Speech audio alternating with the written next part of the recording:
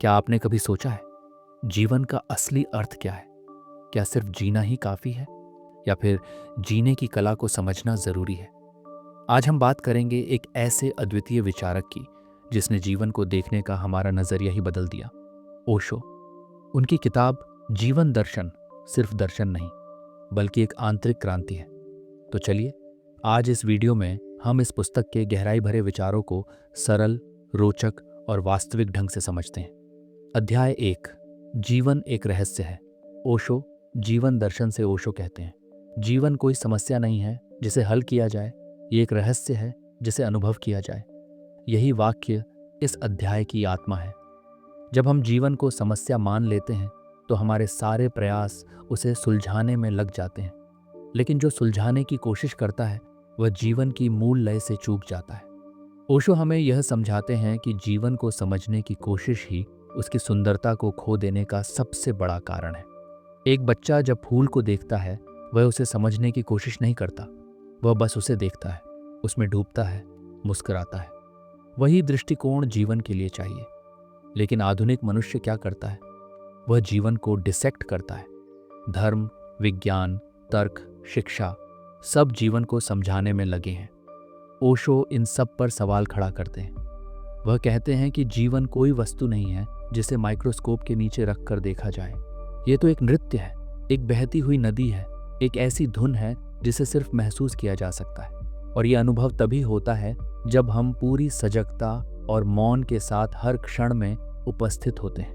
ओशो इस अध्याय में एक बहुत गहरी बात करते हैं कि हम लोग जीवन को जागते हुए नहीं जीते बल्कि नींद में जीते हैं। हमारी दिनचर्या, हमारे निर्णय, हमारे संबंध, सब कुछ एक अचेतन ढर्रे पर चलता है। हम सुबह उठते हैं, काम पर जाते हैं, लोगों से मिलते हैं, टीवी देखते हैं और सो जाते हैं, बिना एक क्षण के लिए यह जाने कि हम वास्तव में जी भी रहे हैं या बस एक ऑटोमेटिक प्रोग्राम की तरह अपने दिन काट रहे हैं। ओशो इसे यंत्रवत जीवन कहते हैं। इस यंत्रवत जीवन की सबसे बड़ी विशेषता यह है कि इसमें प्रश्न तो बहुत होते हैं लेकिन जिज्ञासा नहीं होती। हम सवालों की भीड़ में होते हैं लेकिन उनमें गहराई नहीं होती। हम क्या पूछते हैं लेकिन क्यों नहीं। और जब क्यों की तलाश शुरू होती है तब जीवन के रहस्य के द्वार धीरे धीरे खुलते हैं। ओशो इस अध्याय में बार बार एक बात दोहराते हैं कि जीवन को जीने के लिए पहले खुद को जानना जरूरी है। जब तक मैं यह नहीं जानता कि मैं कौन हूं, तब तक मैं यह कैसे जान सकता हूं कि जीवन क्या है। लेकिन यह जानना बाहरी दुनिया में नहीं मिलेगा। यह भीतर की यात्रा है। ये खोज आत्मा के उस सूक्ष्म कोने तक जाती है जहां कोई किताब, कोई धर्मगुरु, कोई विचार नहीं पहुंच सकता। वहां केवल ध्यान ही पहुंच सकता है। ओशो ध्यान को जीवन का प्रवेश द्वार मानते हैं। वह कहते हैं, ध्यान कोई अभ्यास नहीं है, ये एक अवस्था है। ये वह अवस्था है जहां मन शांत होता है, विचार समाप्त होते हैं और केवल साक्षी भाव बचता है। जब तुम अपने ही विचारों के पीछे भागना बंद कर देते हो तब तुम्हारे भीतर एक मौन उत्पन्न होता है और वही मौन जीवन की सबसे पहली झलक देता है। यही वह बिंदु है जहां समस्या खत्म होती है और रहस्य शुरू होता है। इस अध्याय का सबसे मार्मिक पहलू ये है कि ओशो किसी भी प्रकार के जीवन मूल्य, नैतिकता या सामाजिक ढांचे को अंतिम सत्य नहीं मानते। वह कहते हैं कि जीवन को समझने के लिए हमें उन सभी संस्कारों, धारणाओं और शिक्षाओं से परे जाना होगा जो हमें बचपन से सिखाए गए हैं। जब तक हम उधार की धारणाओं से बंधे रहेंगे तब तक हम जीवन को स्वतः नहीं देख सकते, केवल दूसरों की आंखों से देखेंगे। अध्याय के अंत में ओशो एक अत्यंत गहरी बात कहते हैं। जब तुम यह मान लेते हो कि जीवन को समझा नहीं जा सकता, तभी पहली बार तुम उसे समझने लगते हो। ये वाक्य एक बुद्धत्व का सूत्र है। इसका अर्थ है कि जितना अधिक हम अपनी सीमित बुद्धि से पकड़ने की कोशिश करते हैं उतना ही जीवन फिसलता है।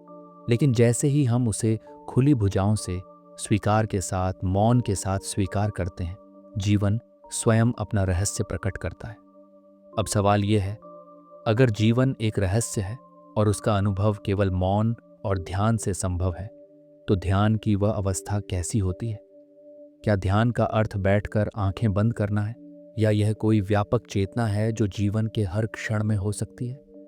इन्हीं सवालों की खोज हमें अध्याय 2 की ओर ले जाती है, जहां ओशो बात करते हैं ध्यान की कला की। और यह कि कैसे ध्यान को जीवन में उतारा जाए। क्या आप तैयार हैं इस अगले कदम के लिए? तो जुड़े रहिए, क्योंकि अध्याय 2 में हम प्रवेश करेंगे उस द्वार में जो ओशो ध्यान कहते हैं। अध्याय 2, ध्यान, जीवन में जागने की कला। ओशो कहते हैं कि ध्यान कोई क्रिया नहीं है, बल्कि एक अवस्था है। ये कोई ऐसा अभ्यास नहीं जिसे दिन में कुछ मिनट बैठकर किया जाए, बल्कि यह एक संपूर्ण जीवन दृष्टि है। ध्यान का अर्थ है जीवन के हर क्षण को पूरी सजगता, पूरी जागरूकता के साथ जीना। जब व्यक्ति खाता है, चलता है, बोलता है, हंसता है, वह सब ध्यान का हिस्सा हो सकता है, यदि उसमें होश और मौन हो। ओशो की दृष्टि में ध्यान एक साधना नहीं, बल्कि सहज उपस्थिति है। यह कोई पूजा, कोई धर्म या संप्रदाय नहीं है, यह तो जीवन में जागने की कला है। ओशो इस अध्याय में यह स्पष्ट करते हैं कि हम जीवन को अचेतन रूप से जीते हैं। हम एक यांत्रिक ढंग से चलते रहते हैं। हमारी आदतें, हमारे विचार, हमारी प्रतिक्रियाएं, सब कुछ स्वचालित होता है। हम सोचते हैं कि हम स्वतंत्र हैं, लेकिन वास्तव में हम केवल प्रतिक्रियाओं की श्रृंखला हैं। ध्यान का अर्थ है इन प्रतिक्रियाओं से अलग होकर उन्हें एक दर्शक की भांति देखना। ओशो कहते हैं कि ध्यान की शुरुआत वहीं से होती है जहां तुम स्वयं को देखने लगते हो, लेकिन बिना हस्तक्षेप के, बिना किसी निर्णय के। तुम जो भी अनुभव कर रहे हो, क्रोध, लालच, ईर्ष्या या प्रेम, तुम केवल साक्षी हो जाओ। इस साक्षी भाव में ही ध्यान की पहली झलक मिलती है। ओशो इसे वॉचर ऑन द हिल कहते हैं। पहाड़ी पर बैठा हुआ एक दर्शक जो घाटी में हो रही हर गतिविधि को केवल देख रहा है, लेकिन उसमें भाग नहीं ले रहा। मन एक फिल्म की तरह चलता रहता है। विचार आते हैं, जाते हैं, लेकिन जो व्यक्ति ध्यान में है वह केवल पर्दे पर उस फिल्म को देखता है, उसमें फंसता नहीं। यही ध्यान की मूलभूत समझ है।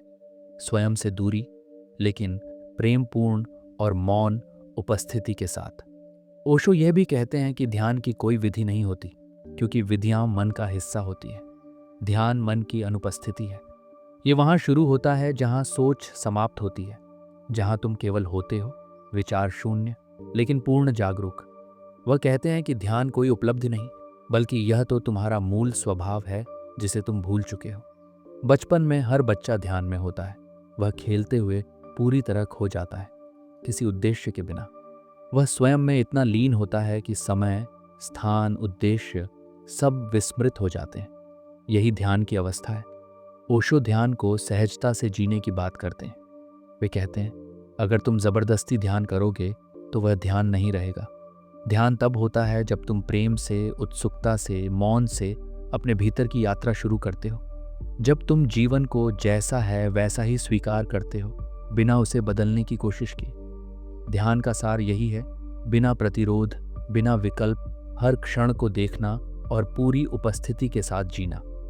इस अध्याय के अंत में ओशो एक बहुत गहरी बात कहते हैं कि जब ध्यान गहराता है तो व्यक्ति अपने अस्व को खोने लगता है। उसका मैं धीरे धीरे विसर्जित होता है। वह अब कोई विशेष व्यक्ति नहीं रहता, वह केवल चेतना बन जाता है। जब मैं का आवरण टूटता है, तभी भीतर से परमात्मा की झलक मिलती है। ध्यान का अंतिम फल यही है, मैं से मुक्ति और होने की सहज अवस्था। ये मुक्ति किसी स्वर्ग में जाने की नहीं, बल्कि इस धरती पर, इसी जीवन में एक पूर्ण मौन, एक सहज आनंद की स्थिति है। अब एक बड़ा प्रश्न यह उभरता है, अगर ध्यान हमें मैं से मुक्त करता है तो क्या यह स्व की मृत्यु है? और यदि मैं मिट जाता है तो फिर बचता क्या है? क्या यही परमात्मा है? क्या मैं की समाप्ति ही मुक्ति है? इन प्रश्नों के उत्तर हमें अगले अध्याय में मिलते हैं, जहां ओशो स्व और परमात्मा के रहस्य को खोलते हैं। उस क्षण को समझाते हैं जब व्यक्ति अपने आप को पूरी तरह खोकर ब्रह्म के साथ एक हो जाता है। अध्याय 3, स्व की समाप्ति और परमात्मा की शुरुआत। ओशो कहते हैं कि जब तक स्व है तब तक परमात्मा का अनुभव असंभव है।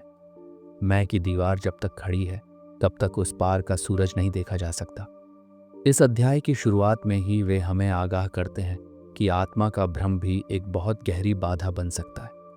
लोग मैं आत्मा हूं कहकर भी उसी पुराने मैं को बचाए रखते हैं। अब वह अहंकार और भी सूक्ष्म हो गया है। पहले वह शरीर से जुड़ा हुआ था, अब आत्मा से। लेकिन ओशो स्पष्ट करते हैं कि ध्यान का अंतिम फल है इस मैं का पूरी तरह विसर्जन, ताकि केवल शुद्ध सत्ता शेष रहे। ध्यान जब गहराता है तो व्यक्ति एक ऐसी अवस्था में पहुंचता है जहां वह स्वयं को नाम और रूप से अलग अनुभव करता है। वहां कोई विचार नहीं बचता, कोई भावना नहीं बचती, वहां केवल होना बचता है। यह होना किसी वस्तु की तरह नहीं, बल्कि एक शून्य की तरह है जिसमें सब कुछ समाहित है। ओशो इस अनुभव को परमात्मा कहते हैं। परमात्मा कोई व्यक्ति नहीं, कोई शक्ति नहीं, बल्कि वही मौन है जो मैं के पूरी तरह विलीन हो जाने के बाद भीतर बचेगा। ओशो यह भी स्पष्ट करते हैं कि परमात्मा कहीं बाहर नहीं है, वह हमारे भीतर ही है, लेकिन मैं की उपस्थिति उसे ढक लेती है। जैसे सूरज हर समय आकाश में होता है, लेकिन बादल जब घने हो जाते हैं तो वह दिखाई नहीं देता, ठीक वैसे ही आत्मा का प्रकाश, परमात्मा की झलक भी मैं के विचारों, इच्छाओं और धारणाओं के बादलों में छिप जाती है। इसलिए ध्यान की प्रक्रिया है इन बादलों को छांटना और अंततः खुद को ही मिटा देना। ओशो बताते हैं कि यह मिटना कोई दुखद या भयावह प्रक्रिया नहीं है, बल्कि यह तो सबसे सुंदर क्षण होता है जब व्यक्ति स्वयं को खोकर समस्त ब्रह्मांड के साथ एक हो जाता है। यह मिलन किसी संबंध की तरह नहीं, बल्कि एक विलय की तरह है।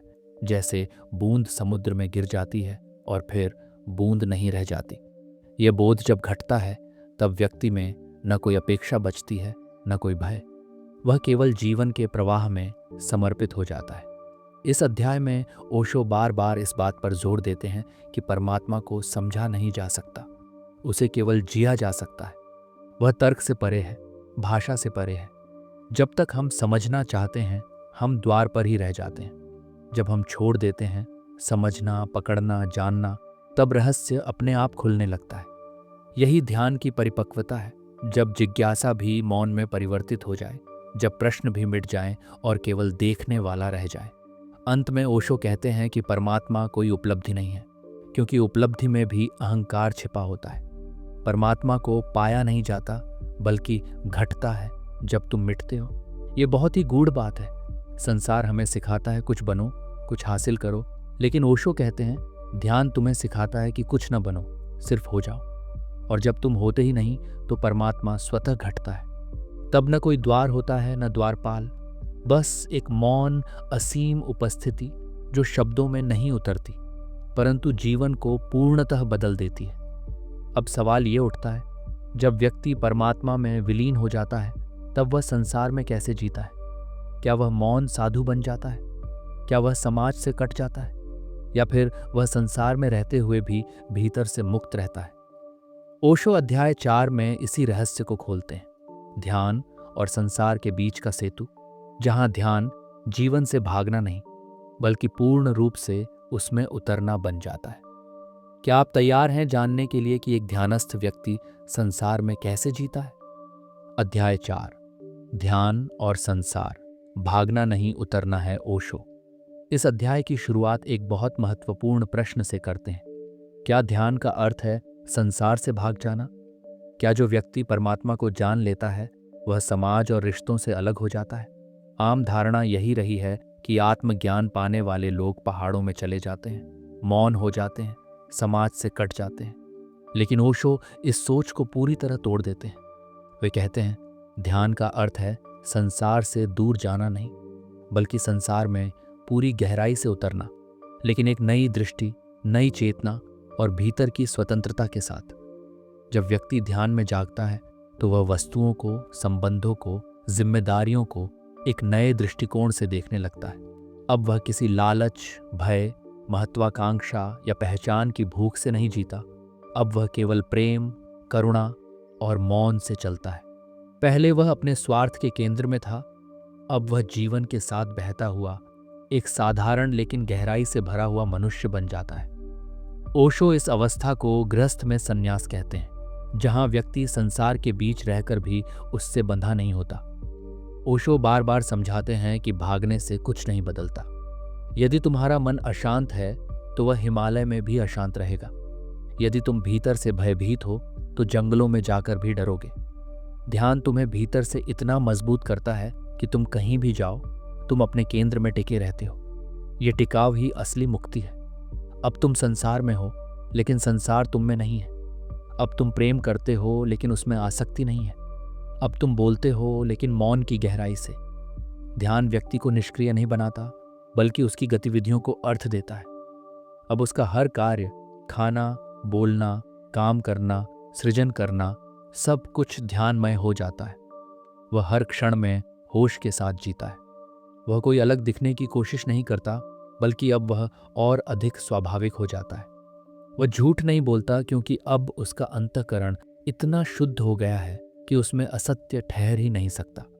वह छल नहीं करता, क्योंकि अब उसमें करुणा प्रवाहित हो रही है।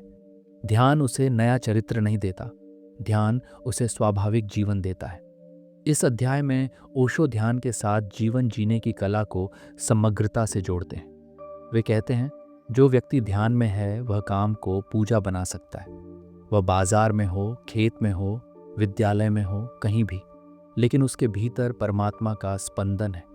अब वह कोई साधु नहीं, कोई योगी नहीं, अब वह मनुष्य है, और यही उसका सबसे बड़ा चमत्कार है। ध्यान उसे अलौकिक नहीं बनाता, बल्कि पूर्ण रूप से मानव बनाता है, प्रेम से भरा, सरल, सच्चा। अंत में ओशो समझाते हैं कि ध्यान और संसार विरोधी नहीं है।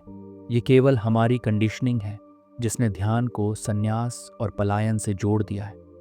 लेकिन सच्चा ध्यान वह है जो व्यक्ति को भीतर से स्वतंत्र करता है, ताकि वह संसार में हो, लेकिन संसार उस पर हावी न हो। ठीक जैसे कमल का फूल कीचड़ में खिलता है, लेकिन कीचड़ उसे छू नहीं पाता। ध्यान उस स्थिति का नाम है जहां व्यक्ति भीतर से मुक्त होता है, भले ही बाहर बंधनों की दुनिया में हो। अब एक स्वाभाविक और गहरा प्रश्न खड़ा होता है, जब ध्यान के साथ जीवन जीने की कला इतनी सुंदर है, तो क्या इसे सिखाया जा सकता है? क्या ध्यान को संप्रेषित किया जा सकता है? क्या कोई गुरु वास्तव में किसी को ध्यान में ले जा सकता है? ओशो अध्याय 5 में इसी रहस्य की चर्चा करते हैं। गुरु का अर्थ क्या है? क्या ध्यान पद्धति से आता है या उपस्थिति से? यह अध्याय ध्यान और सत्संग के बीच के अदृश्य पुल को उजागर करता है। अध्याय 5, गुरु और सत्संग, ध्यान की अनकही धारा। ओशो कहते हैं कि ध्यान को सिखाया नहीं जा सकता, ठीक वैसे ही जैसे प्रेम सिखाया नहीं जा सकता। ध्यान कोई विषय नहीं है, कोई टेक्निक नहीं है जिसे दोहराकर पाया जा सके। ध्यान तो एक आंतरिक गुण है। वह जागता है, संप्रेषित होता है, लेकिन वह सिखाया नहीं जा सकता। इस अध्याय में ओशो ध्यान की इस सूक्ष्म अनुभूति को गुरु और शिष्य के संबंध के माध्यम से समझाते हैं। वे कहते हैं, ध्यान के मार्ग पर चलने के लिए गुरु का होना अनिवार्य नहीं है, लेकिन उसकी उपस्थिति उस यात्रा को सहज, सरल और प्रकाशमय बना देती है। गुरु का अर्थ ओशो के शब्दों में वह व्यक्ति है जो स्वयं अनुभव की उस परम स्थिति में पहुंच चुका है, जिसने अपने भीतर के अंधेरे को पूरी तरह जला दिया है, और अब उसके भीतर से एक अलौकिक रोशनी फूट रही है। ये रोशनी शब्दों से नहीं आती, किताबों से नहीं आती, उपदेशों से नहीं आती, ये तो उपस्थिति से आती है। ओशो कहते हैं कि जब एक सच्चा गुरु मौन में बैठता है, तो उसके मौन की तरंगें शिष्य के हृदय में गूंजने लगती हैं। यह कोई साधारण संप्रेषण नहीं, बल्कि एक दिव्य संप्रेषण होता है, जिसमें शब्द गौण हो जाते हैं और मौन की भाषा सक्रिय हो जाती है। ओशो यह भी स्पष्ट करते हैं कि गुरु कोई शिक्षक नहीं है, क्योंकि शिक्षक ज्ञान देता है, जबकि गुरु अज्ञान मिटाता है। शिक्षक तुम्हारे मन को जानकारी से भरता है, लेकिन गुरु तुम्हारे भीतर के बोझ को हल्का करता है। शिक्षक तुम्हें और कुछ बनने के लिए प्रेरित करता है, लेकिन गुरु तुम्हें सिखाता है कि तुम जो हो वही पूर्ण हो। इस तरह गुरु किसी लक्ष्य की ओर नहीं ले जाता, बल्कि तुम्हें तुम्हारे ही केंद्र की ओर मोड़ता है, जहां तुम पहले से ही पूर्ण हो, बस भूले हुए हो। इस अध्याय में ओशो सत्संग की गहराई को उजागर करते हैं। सत्संग का अर्थ है सत्य, यानी सत्य के साथ संगति। जब तुम एक ऐसे व्यक्ति के साथ बैठते हो जो पूर्णतया शांत, सजग, प्रेमपूर्ण और मुक्त है, तो उसके पास बैठना ही तुम्हें बदलने लगता है। कोई शब्द न भी बोले जाएं, तब भी उसका मौन तुम्हारे भीतर हलचल पैदा करता है। ओशो कहते हैं कि ध्यान की शुरुआत के लिए यह सत्संग ही पर्याप्त है।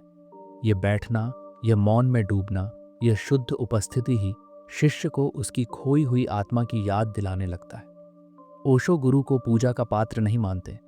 वे बार बार चेताते हैं कि गुरु को पूजनीय मत बनाओ, उसे मंदिर का पत्थर मत बनाओ।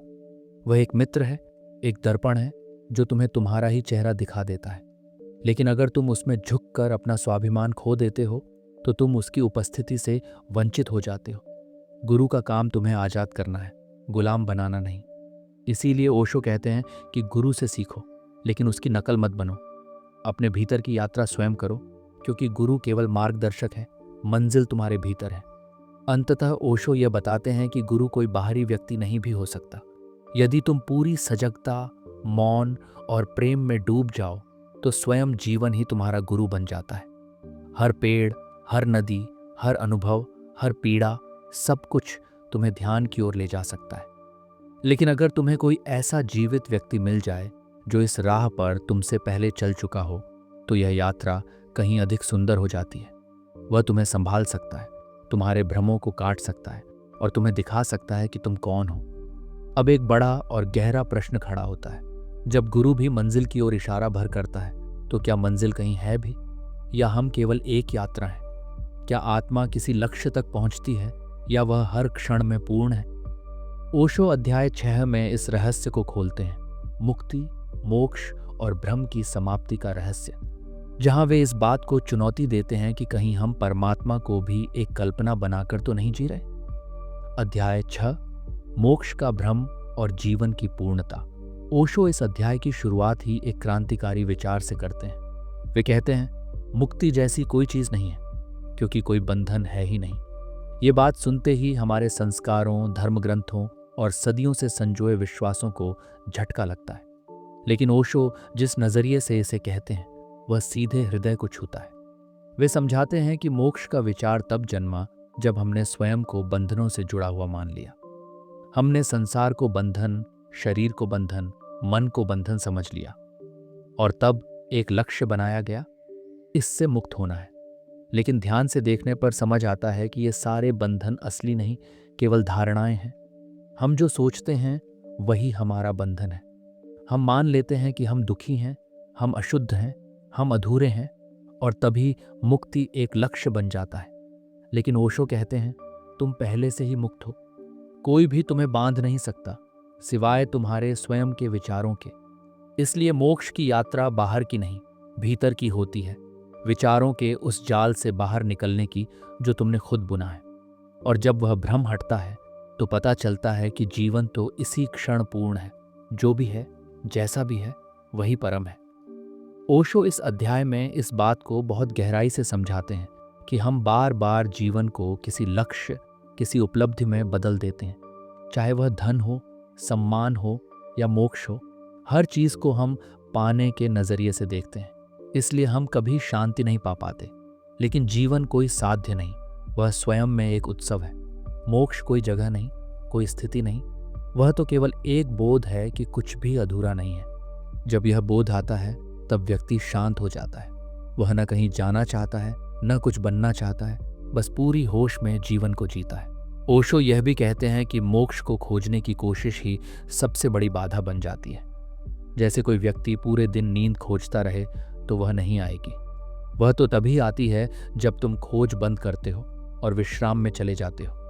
उसी तरह मोक्ष भी तब घटता है जब खोज रुकती है, मन शांत होता है और तुम जीवन के प्रति पूर्ण समर्पण में उतर जाते हो।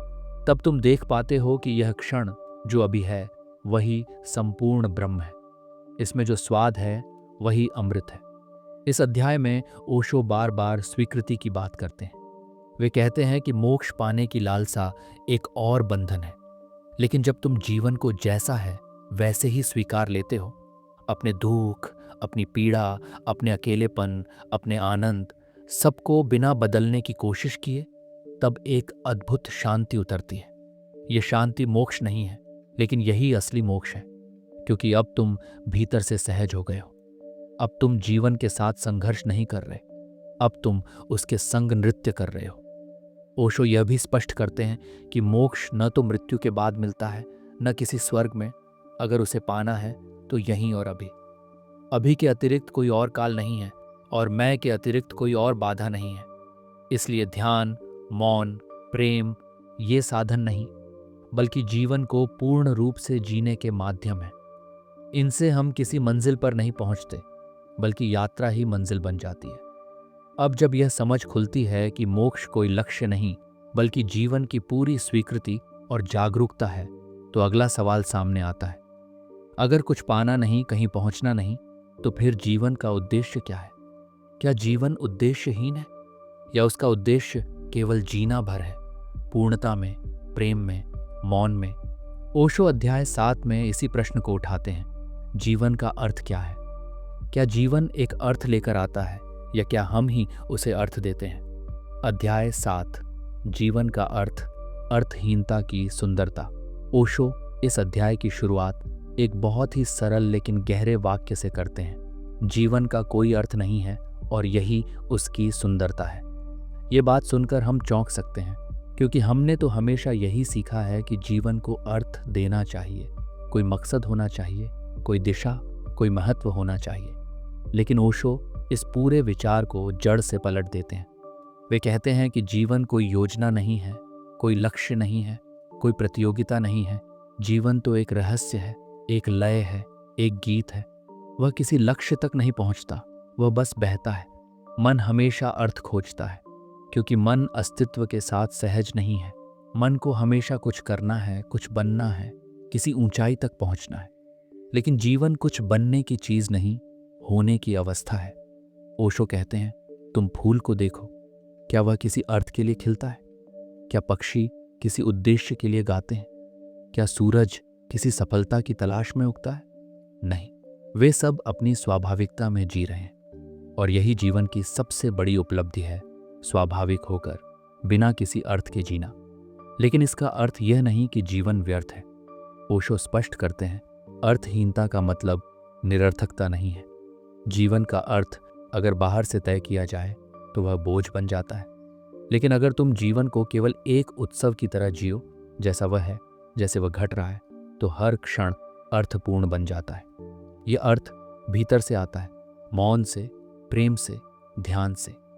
जब तुम केवल होते हो, जब तुम किसी भूमिका में नहीं होते, जब तुम कुछ सिद्ध नहीं कर रहे होते, तब तुम सबसे अधिक जीवित होते हो। ओशो यह भी कहते हैं कि जो लोग जीवन के अर्थ की तलाश में हैं, वे जीवन को अभी तक छू ही नहीं पाए, क्योंकि अर्थ की खोज हमेशा भविष्य में होती है और जीवन केवल वर्तमान में घटता है। जब तुम भविष्य की चिंता में हो, तब तुम जीवन से कट गए हो। लेकिन जब तुम इस क्षण में हो, पूरी सजगता से, पूरे प्रेम से, तब जीवन एक चमत्कार बन जाता है। उसका कोई निश्चित अर्थ नहीं होता, लेकिन उसकी अनुभूति ही अर्थ बन जाती है। यह अध्याय हमें उस मानसिक ढांचे से आजाद करता है जो कहता है, तुम्हें कुछ बनना है, तुम्हें किसी उद्देश्य से जीना है। ओशो कहते हैं, तुम पहले से ही पूर्ण हो, तुम्हें केवल होने की कला सीखनी है। और जब तुम अपने होने में उतरते हो, न कुछ बदलने की जल्दी, न कुछ साबित करने की कोशिश, तब तुम जीवन के संग तन्मय हो जाते हो। वह तन्मयता ही सबसे सुंदर अर्थ है। ओशो के अनुसार बच्चों को देखो, वे जीते हैं, खेलते हैं, नाचते हैं, रोते हैं, हंसते हैं, लेकिन वे यह नहीं सोचते कि इनका क्या अर्थ है। वे बस जीते हैं और यही सच्चा जीवन है। जैसे जैसे हम बड़े होते हैं, हम खेलना भूल जाते हैं, गाना छोड़ देते हैं, अर्थ की तलाश में आत्मा को खो देते हैं। ओशो हमें याद दिलाते हैं, वापस लौटो उस मौलिकता की ओर जो बच्चे में होती है। जब तुम जीवन से खेलने लगते हो तो जीवन स्वयं ही अर्थ से भर जाता है। अब जब यह समझ आता है कि जीवन को किसी स्थूल अर्थ की जरूरत नहीं, कि उसका होना ही सबसे बड़ा चमत्कार है, तो अगला प्रश्न उभरता है, अगर जीवन को केवल मौन और स्वीकृति से जीना है, तो क्या जीवन में दुख, पीड़ा और अंधेरे का कोई स्थान नहीं? क्या वे भी उतने ही जरूरी हैं जितना आनंद और प्रेम? ओशो अध्याय 8 में इस रहस्य को खोलते हैं, दुख का महत्व, उसका सौंदर्य और उसका रूपांतरण कैसे संभव है। अध्याय 8, दुख का सौंदर्य और उसका रूपांतरण। ओशो कहते हैं कि दुख से बचने की हमारी आदत ही हमें सबसे अधिक दुखी बनाती है। मनुष्य जीवन भर सुख की तलाश में भागता रहता है और दुख को शत्रु मानकर उससे दूर भागता है, लेकिन यह भागना ही दुख को और गहरा बना देता है। ओशो का दृष्टिकोण बिल्कुल अलग है। वे कहते हैं, दुख एक वरदान है, बशर्ते तुम उसे ध्यान से देखो, उसकी गहराई में उतरने का साहस करो। दुख कोई शाप नहीं, वह तो एक दरवाजा है जो अगर सही तरह से खोला जाए तो तुम्हें आत्मा के मंदिर तक पहुंचा सकता है। जब तुम दुख में होते हो, तब तुम्हारा सारा ध्यान भीतर की ओर जाता है। हंसी और सुख में तो तुम्हारा ध्यान बाहर रहता है, लोग, वस्तुएं, घटनाएं। लेकिन जब दुख आता है तो जीवन ठहर जाता है। तुम अकेले हो जाते हो और वही अकेलापन आत्मचिंतन की जमीन बनता है। ओशो कहते हैं, दुख तुम्हें भीतर की यात्रा के लिए आमंत्रण देता है, लेकिन तुम उससे भाग जाते हो और इसलिए तुम्हें उसका उपहार नहीं मिल पाता। ओशो दुख को एक कलाकार की तरह देखते हैं। जैसे कोई चित्रकार एक स्याह रंग से भी सुंदर चित्र बना सकता है, वैसे ही आत्मा भी दुख के अनुभव से सुंदरता पैदा कर सकती है। लेकिन यह तभी संभव है जब तुम दुख को दमन न करो, उसे बचो नहीं, बल्कि उसकी उपस्थिति को पूरा महसूस करो। दुख को जियो, पूरी सजगता, पूरी स्वीकृति और पूरी समर्पण भावना से। तब तुम्हें पता चलेगा कि दुख का केंद्र एक गहरा मौन है और उस मौन में ही आनंद का बीज छुपा है। इस अध्याय में ओशो समझाते हैं कि दुख का रूपांतरण कैसे संभव है। वे कहते हैं, दुख को ध्यान में बदलो। जब तुम दुख में हो तो उसे बाहर मत निकालो, न दूसरों पर फेंको, न खुद को मारो। बस बैठ जाओ मौन में और देखो उस दुख को। आंख बंद करो और उसका स्वाद लो, उसका कंपन महसूस करो। जैसे जैसे तुम सजग होते जाओगे, तुम्हें दिखाई देगा कि दुख धीरे धीरे रूपांतरित हो रहा है। उसमें से एक नई ऊर्जा, एक नई समझ, एक नई संवेदनशीलता जन्म ले रही है। यही ध्यान है, दुख का रूपांतरण। ओशो यह भी कहते हैं कि दुख और सुख दो विरोधी नहीं हैं, बल्कि एक ही ऊर्जा के दो रूप हैं। जैसे दिन और रात, जैसे जीवन और मृत्यु, दोनों साथ साथ चलते हैं। सुख केवल तब समझ आता है जब तुमने दुख को गहराई से जिया हो। दुख तुम्हें जमीन देता है, गहराई देता है, और उसी गहराई में आनंद के फूल खिलते हैं। इसीलिए जो व्यक्ति दुख को समझता है वह कभी उसकी गुलामी में नहीं आता, वह उसके पार चला जाता है। ओशो यहाँ एक सुंदर दृष्टांत भी साझा करते हैं। एक संत से किसी ने पूछा, आप हमेशा शांत और आनंदित रहते हैं, क्या आपको कभी दुख नहीं होता? संत ने कहा, होता है, लेकिन अब मैं दुख को भी आनंद से देखता हूँ। अब वह भी एक अतिथि बनकर आता है और मैं उसका स्वागत करता हूँ। वह आता है, बैठता है और चला जाता है, मैं बस मौन से देखता हूँ। यही है ध्यान की दृष्टि, जहाँ दुख भी पूजा बन जाता है। अब जब हमें यह समझ आ गया कि दुख भी जीवन का हिस्सा है और वह भी हमें आत्मा की यात्रा में सहयोग करता है, तो अगला बड़ा और गहरा प्रश्न उभरता है। अगर जीवन में सब कुछ, सुख, दुख, प्रेम, पीड़ा, पूर्ण रूप से स्वीकार किया जाए, तो फिर क्या यह जीवन ही ईश्वर है? क्या हमें बाहर किसी ईश्वर को खोजने की जरूरत है, या वह यहीं, इसी सांस में, इसी क्षण में मौजूद है? ओशो अध्याय 9 में इस महान प्रश्न को उजागर करते हैं, ईश्वर, कल्पना या अनुभव। अध्याय 9, ईश्वर, कल्पना या अनुभव। ओशो इस अध्याय में किसी धार्मिक किताब की भाषा नहीं बोलते, न ही वे ईश्वर की कोई परिभाषा देते हैं। वे कहते हैं, ईश्वर कोई व्यक्ति नहीं है, वह कोई सत्ता नहीं है, ईश्वर केवल एक अनुभव है। लेकिन यह अनुभव तब तक नहीं हो सकता जब तक हम ईश्वर को एक अवधारणा, एक विचार, एक छवि समझते रहेंगे। उन्होंने जोर देकर कहा कि जिस ईश्वर को मन बनाता है वह झूठा होता है, और जिसे मन मिटा देता है वही सत्य के रूप में प्रकट होता है। हमने बचपन से यह सीखा है कि ईश्वर ऊपर आकाश में रहता है, स्वर्ग में विराजमान है और हमारे कर्मों का हिसाब रखता है। लेकिन ओशो इस पूरी सोच को पलट देते हैं। वे कहते हैं कि ईश्वर कोई बाहरी सत्ता नहीं है, बल्कि जीवन की आंतरिक लय है। जैसे संगीत किसी राग या सुर में नहीं, बल्कि राग और सुर के बीच की मौनता में होता है, वैसे ही ईश्वर न विचारों में है, न शब्दों में। वह तो मौन में है, ध्यान में है, चेतना की उस गहराई में है जहां मैं का कोई नामो निशान नहीं रहता। ओशो यह भी समझाते हैं कि ईश्वर को खोजा नहीं जा सकता। तुम चाहे जितनी भी यात्राएं करो, कितने ही व्रत रखो, कितने ही तीर्थ करो, यदि तुम्हारे भीतर मौन नहीं, समर्पण नहीं, तो तुम्हारा ईश्वर केवल एक कल्पना है। सच्चा ईश्वर तब प्रकट होता है जब मन खाली हो जाता है, जब सभी धारणाएं गिर जाती हैं, जब तुम यह भी भूल जाते हो कि तुम्हें ईश्वर चाहिए। तब एक दिन अचानक, जैसे किसी झील के जल में आकाश उतर आता है, वैसे ही तुम्हारे मौन में ईश्वर उतरता है।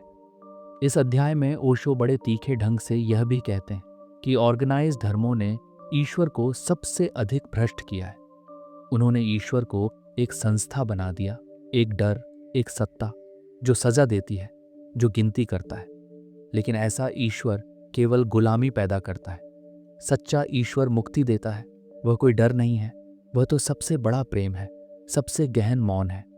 वह तब घटता है जब तुम संपूर्ण रूप से जाग जाते हो, जब तुम जीवन को उसके पूरे सौंदर्य में अनुभव करते हो। ओशो कहते हैं कि ईश्वर को जानने के लिए तुम्हें किसी मंदिर जाने की जरूरत नहीं, बल्कि अपने भीतर उतरने की जरूरत है। ध्यान वह पुल है जो तुम्हें स्वयं से परे ले जाता है, और जब तुम अपने भीतर उतरते हो तो तुम्हें वही मौन मिलता है जो बुद्ध को मिला, वही आनंद जो कृष्ण के बांसुरी में बजता है, वही नृत्य जो शिव के तांडव में झलकता है। वह कोई अलग ईश्वर नहीं, वही ईश्वर तुम्हारे भीतर है। ईश्वर कोई विश्वास नहीं, वह अनुभव है। और अनुभव तब आता है जब तुम विचारों से मुक्त होते हो, अहंकार से मुक्त होते हो, जब तुम जानने की जिद छोड़ देते हो और केवल होने लगते हो, पूरी सजगता, पूरी नरमी, पूरी समर्पण के साथ। तब ईश्वर एक गहन उपस्थिति की तरह प्रकट होता है। कोई शब्द नहीं, कोई छवि नहीं, बस एक एहसास, एक कंपन, एक दिव्यता। अब जब यह समझ बनने लगती है कि ईश्वर कोई बाहरी सत्ता नहीं बल्कि एक भीतरी अनुभूति है, तो अगला सवाल बहुत स्वाभाविक रूप से सामने आता है। अगर ईश्वर भीतर है, मौन में है, अनुभव में है, तो फिर ध्यान क्या है? क्या ध्यान कोई साधना है, कोई तकनीक है, या वह भी सिर्फ होने की कला है? ओशो अध्याय 10 में इस सबसे महत्वपूर्ण विषय को खोलते हैं, ध्यान द्वार भीतर जाने का। अध्याय 10, ध्यान द्वार भीतर जाने का। ओशो इस अध्याय की शुरुआत करते हैं एक बेहद सटीक वाक्य से, ध्यान न करो, ध्यान बनो। ये वाक्य ही सब कुछ कह देता है। ध्यान कोई कर्म नहीं, कोई अभ्यास नहीं। ध्यान तो एक अवस्था है जब तुम हो लेकिन कुछ करते नहीं हो, जब तुम केवल साक्षी हो, केवल देखने वाले, तब ध्यान घटता है। ये एक ऐसी अवस्था है जहां मन की चहलकदमी रुक जाती है और तुम पहली बार अपने मूल स्वरूप से मिलते हो। हम अपने जीवन में हर चीज को करने की कोशिश करते हैं, सफलता पाने की, प्रेम पाने की, ईश्वर पाने की, और इसी कोशिश में हम खुद को खो बैठते हैं। ओशो कहते हैं कि ध्यान करना नहीं होता, बल्कि ध्यान अपने आप घटता है जब तुम करने को छोड़ देते हो। जब तुम बैठते हो, शांत होते हो और अपने भीतर की गतिविधियों को बस देखना शुरू करते हो, तब धीरे धीरे मन शांत होता है, विचार छंटने लगते हैं और एक अंतराल प्रकट होता है। उसी अंतराल में, उसी मौन में ध्यान का जन्म होता है। ओशो यह भी कहते हैं कि ध्यान कोई धर्म नहीं है, यह जीवन का स्वाभाविक गुण है। बच्चा जब खिलौने से खेलता है तो वह ध्यान में होता है।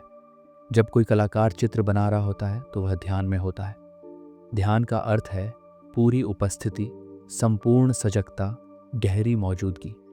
और जब तुम किसी कार्य में पूरे समर्पण से डूब जाते हो, न भविष्य की चिंता, न भूत की याद, बस इस क्षण में हो, तो ध्यान घटता है। इस अध्याय में ओशो ध्यान को मन की मृत्यु और आत्मा के जन्म की अवस्था कहते हैं। ध्यान वह पुल है जो तुम्हें सोचने वाले से देखने वाले में बदल देता है। और जब तुम देखने वाले हो जाते हो, केवल दृष्टा, तो एक चमत्कार घटता है। तुम देख पाते हो कि मन तुम नहीं हो, विचार तुम नहीं हो, शरीर भी तुम नहीं हो। तब तुम पहली बार उस चैतन्य, उस शुद्ध सत्ता को अनुभव करते हो जिसे आत्मा कहा गया है। वही आत्मा तुम्हारा सत्य है, वही ईश्वर है, वही मुक्ति है। ओशो ध्यान के कई द्वार बताते हैं, श्वास की सजगता, शरीर की अनुभूति, भावनाओं की निगरानी, विचारों का साक्षी भाव। लेकिन वे बार बार कहते हैं कि तकनीक से ज्यादा जरूरी है भावना, प्रेम पूर्ण सजगता, नर्म उपस्थिति, अहंकारहीन देखना। जब तुम प्रेम और मौन से स्वयं को देखना शुरू करते हो, बिना किसी बदलाव की कोशिश के, तब ध्यान खिलता है जैसे अंधेरे में कमल। अंततः ओशो कहते हैं कि ध्यान ही एकमात्र धर्म है। बाकी सब मान्यताएं हैं, परंपराएं हैं, संस्कार हैं, लेकिन ध्यान जीवित अनुभव है। ध्यान से ही आत्मज्ञान संभव है, ध्यान से ही शांति आती है, ध्यान से ही जीवन एक उत्सव बनता है। और ध्यान ही वह द्वार है जिससे तुम बाहर की भीड़ से भीतर की शांति की ओर जाते हो। इस अंतिम अध्याय में ओशो हमें यही संदेश देते हैं, ध्यान से शुरू करो, ध्यान में जियो, ध्यान में ही विलीन हो जाओ। ध्यान ही जीवन का सार है, ध्यान ही मृत्यु से परे जाने का पुल है, ध्यान ही आत्मा की भाषा है। अब जब यह समझ बन जाती है कि जीवन का हर द्वार अंततः ध्यान की ओर ले जाता है, तो यही सबसे बड़ी खोज है कि जो खोज रहे थे बाहर, वह भीतर था। जो पाना चाहते थे संसार से, वह मौन में था। जो जानना चाहते थे किताबों से, वह शून्य में था।